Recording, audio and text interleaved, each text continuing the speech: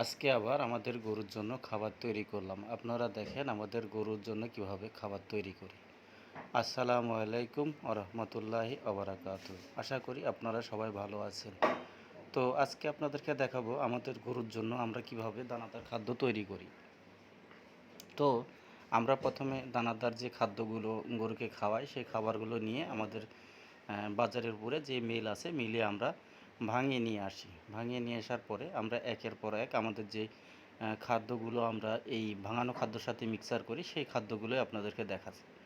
তো প্রথমে দেখালাম আপনাদেরকে গমের যে ছাল আছে, গমের যে মোটা ছাল সেই ছাল দেখালাম, তারপরে ধানের গুঁড়া দেখালাম, তারপরে অ্যাঙ্করের ভুসি দেখালাম, তারপরে ডিসিপি পাউডার দেখালাম, তারপরে খাওয়ার সোডা দেখালাম, সরিষার খোল দেখালাম, এরপরে রাইস পলিশ দেখালাম, ডিসিপি পাউডার দেখালাম এবং আমাদের খাবারে আরও থাকে খাওয়ার সোডা।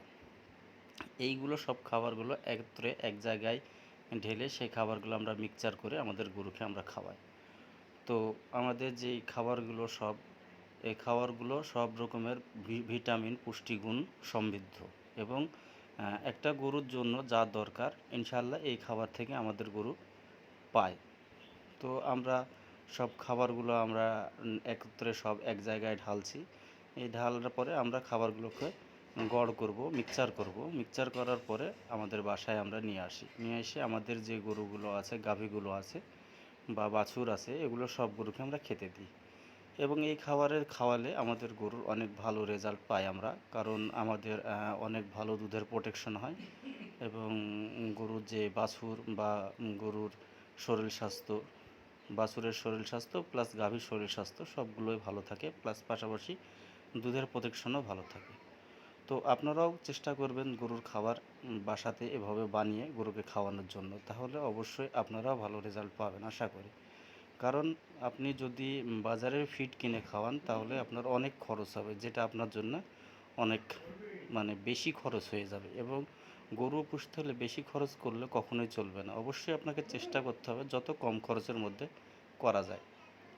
কেননা আপনি যত খরচ করবেন তত আপনার লসের পরিমাণ বেড়ে যাবে এবং যত খরচ কমিয়ে গরুর খাদ্য তৈরি করতে পারবেন ততই আপনার বেনিফিট হবে। তো সবাই চেষ্টা করবেন নিজে গরুর খাবার বানানোর জন্য।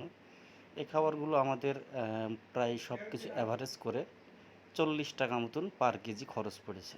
যদি আপনারা এভাবে খাবার তৈরি করতে পারেন তাহলে অবশ্যই ভালো হবে।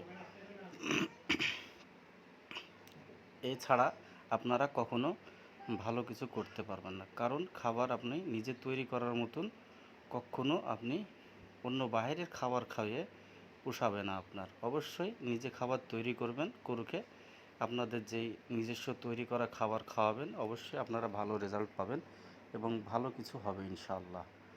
আর বাজারের ফিড খাওয়াতে গেলে আপনার খরচ বেড়ে যাবে, কিন্তু আপনি ভালো রেজাল্ট কখনোই পাবেন না, কারণ তারা তাদের লাভের জন্য তাদের মন মতনভাবে তারা তৈরি করবে। সে কি চাবে যে আপনার লাভ হোক? সে চাবে তার লাভ হোক। সবাই তো নিজ নিজ স্বার্থ বা নিজ নিজ ব্যবসা নিয়ে ব্যস্ত।